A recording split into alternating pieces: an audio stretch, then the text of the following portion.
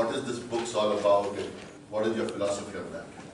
So I've written one book as of now. This is published in Amazon. It's called The Bird That Never Flew. It's a compilation of 20 short stories. So the idea is that each short story has a value attached to it. So it is left to the readers to try and decipher what value is there in those stories. So I've written 20 short stories, that's published. I'm currently working on my second book, which is basically, it's called The Tail Ender. It will be out the month of May. It's a novel. So that book is dealing with, because I'm quite passionate about the game of cricket. So it's linking cricket with life. So now this boy, I'll not disclose the plot right now, but it's basically about linking, India's culture, India's historicity, so a historical and a cultural perspective to cricket, and to try and show how development takes place, how a person can evolve and come out of troubles to actually become an accomplished individual. So to bring out the best out of that individual. So yeah, that okay, now because I've read your first book, and I want to ask you this, okay? You talked about various values in that. Can you tell a few values to your juniors, okay? About a couple of values, and then what happens when you actually do work with those values? So I had, one of those values was time management. The first story itself was on time management because it needs to be given optimum amount of importance. Second one I worked on was humility, which is something that is important, in today's context especially, because very often we tend to get swayed away with, certain achievements. It's important to remain grounded and to always feel that, there is lots more to learn. And when you have that kind of an attitude, so it's very important, each one of us here, we all are extremely talented, we have certain gifts given to us by the Almighty. But the attitude that we have is what defines us as individuals. So it's very important for us to maintain a positive attitude and to remain humble at all points of time. And it's not like showing that you are humble. It should come in very genuinely, and it should be that you aspiring towards bringing out the best within yourself. So there are a set of 20 values that I worked on, a few of them being like respecting elders, something that is like, might seem rather cliched, like you say you must respect your elders. But when it comes in the form of a story, and how respecting elders can actually help you learn from your elders. Simple things like, you must respect the older people, senior citizens, wish them whenever you go by. If you just experience that, just interact with a few senior people, interact with a few senior citizens, the amount of knowledge that you gain, their wisdom, their knowledge, their experience in life is phenomenal. So we get to learn a lot each and every second that we spend with them. It's like gold for us. It's very precious. So to cherish those moments. So like this, I've worked on a few values through stories, elaborating on that. Okay, now let me ask you, okay, why did you decide to write a book? That's a very, very important question, So I started off writing when I was about in my third or fourth standard. That was when I began. Basically, I used to follow a lot of cricket, so I began writing commentaries. So there was this Champions Trophy in 2013.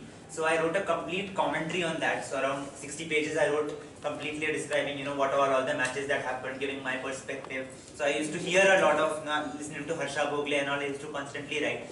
So I never really showed it to anyone. It was just there with me. I used to write yearly summaries, travelogues and all that. Then later on, 2016, I met Anand Uncle Dheya. I became a part of that process. And then he read a couple of my stories and he told that it's just outstanding. He got emotional, in fact, reading one or two of them. So he said, if you work on a compilation, maybe it is worth publishing. So that's when I took it seriously. So I began consciously working on it. And it was, writing, I feel, is sometimes a frustrating process because you complete half the story. I'm coming to that because I want to tell them what are the obstacles do you really face till you started writing the first book and the time you published it. So I started writing this first book, out of the 20 stories, one story was written in the year 2015 and I published it in 2018. So the whole process was about 3 years. So in between, of course, my studies, that was a hindrance. I won't say a hindrance, it helped me also, very subtly it helped me. I want to tell them how did you score in your 10th standard? Uh, so 10th standard was good. I mean, Tell them how much did you score? How much did I score? Yeah, how much did you score in your 10th standard? I scored a 95% in 10th standard, but So listen to this. This is very critical, okay? Somebody writes a book in the same year, also does his 10th standard, works hard for his studies. Now I want you to tell, because the theme being the time management, how did you damn it? You also played tennis. You also ran some marathons, I heard. No, but you ran something, okay? So maybe short marathons or something like that. Now I want to know this, you know. How did you manage your time? How was your routine? And how is still your routine? So basically, what I do with managing time is like what all you said, what you put Like, over why don't you there. come here? Because let them see you. No, No, come here. Because accomplished by the end of the day.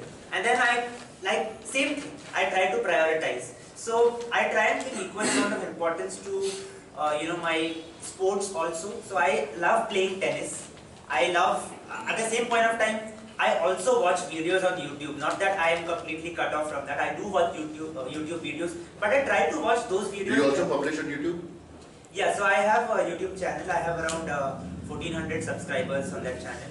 So it's on my name only. It's an educational channel basically. So that's where I put up certain videos for grade 10 last year. Board students, I helped them like coming live every day, trying to answer their questions and answer their queries. And just before that exam, So they have a lot of. let's go back to time management. So you time wake up management, early. yeah. So you wake up early, you prepare a list of tasks, and many a times you're not able to follow it over a period of time. But then you can always, cut out a few of them towards the end and leave it for the next day. So what I do basically is I try to maintain a balance between my physical activities, between my spiritual activities as well. So I try and take out some time to read books as well. So like now I'm spending some time reading the Bhagavad Gita, trying to read Radhakrishnan's version on that. So it always helps, because I feel reading is the best exercise that you can have. And if you read, if you spend at least 1 or 2 hours reading maybe a newspaper, maybe a book, it will always help you with your examinations also. Rather than only, relying on your textual content. If you spend that much time reading, that vocabulary sits in some corner of your brain somewhere, those sentences, the sentence formations, they'll always stay somewhere in your mind and it will help you whenever you go to write an exam also. So for academics, it is imperative that you read it. Actually, it's not imperative I should say, but it's actually very helpful. It aids in that process. So yeah, so. Now my next question to you, okay? That's very critical, okay? How do you spend your Sundays? So Sundays basically, I try and wake up as early as possible. Basically, Why you don't wake up like these guys or wake up at 8, after 8? No, not after 8. I wake up by 6 o'clock. I used to before. I mean, an year back, I used to go for a run also. Maybe early in the morning, I would go for a jog or a walk or something. Now that is reduced. I mean, now I tend to wake up and I read something good, because as she said, it stays in the mind. So I read something refreshing.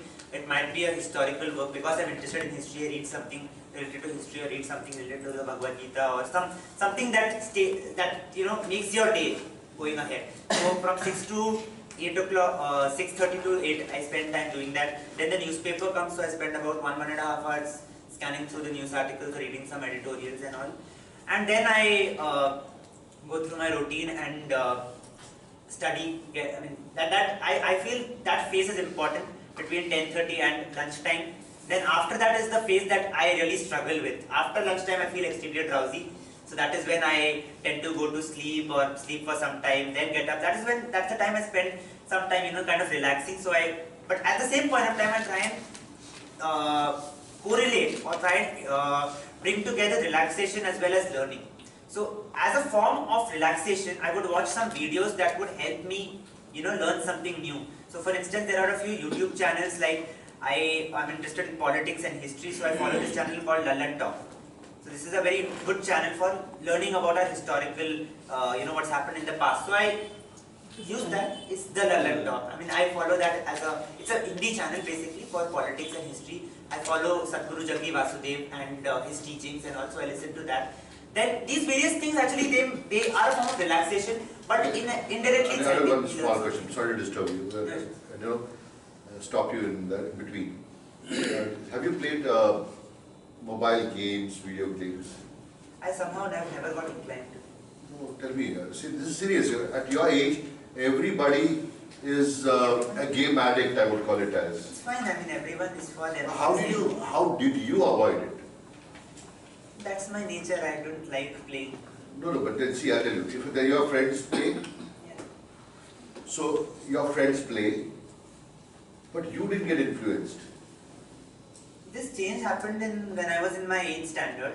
So I had a group of mine, and we would always go about doing pranks and all those things on teachers and all. So I was in that kind of a group. But when I saw that a few of those members are kind of going in the wrong direction, I immediately ascertained that I need to move in a direction that is my own direction, not their direction.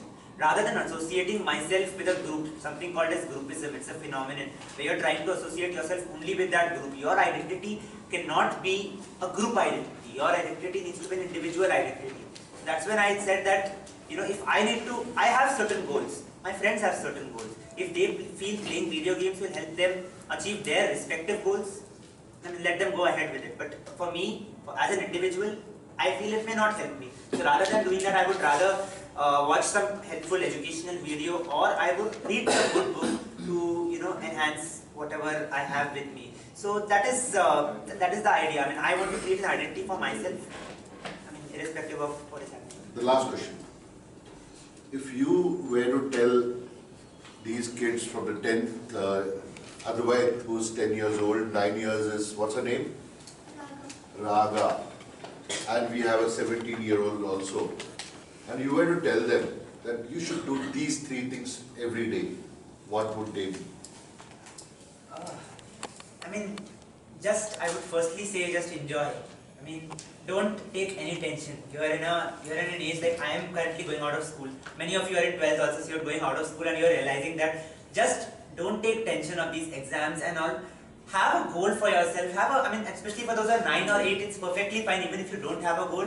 But at the same point of time, learn from your surroundings. The one thing I will tell you is learn from everything that's happening around you. Don't be ignorant of what's happening. The first thing is be aware of what's happening around you. Secondly, experience. How many of you travel in buses, local buses? Good. Each one of you should travel alone, independently, especially those above 15 or 16. That gives you a sense of the reality. Because what I see with many of my peers also, they're oblivious of what is happening around them. They put themselves in a bubble, in a shell, and they don't know what is happening around them. It's important for you to travel by yourself now. Go in buses, not for the ones who are younger. Of course, you must accompany your parents, but observe, with a sense that yes, I'm going to learn something from each and everything that's happening around me. A lot of phenomena are taking place around you. Observe. Secondly, travel as much as possible. As you travel, observe at that same point of time. And third, I would say is, just enjoy. Just relax and enjoy your life. But at the same point of time, have a focus. That yes, I want to do this, and relentlessly just pursue that. And God, the Almighty will ensure that your efforts will prove to be fruitful at a later point of time. But don't give up. Just persist, and things will fall in place. So,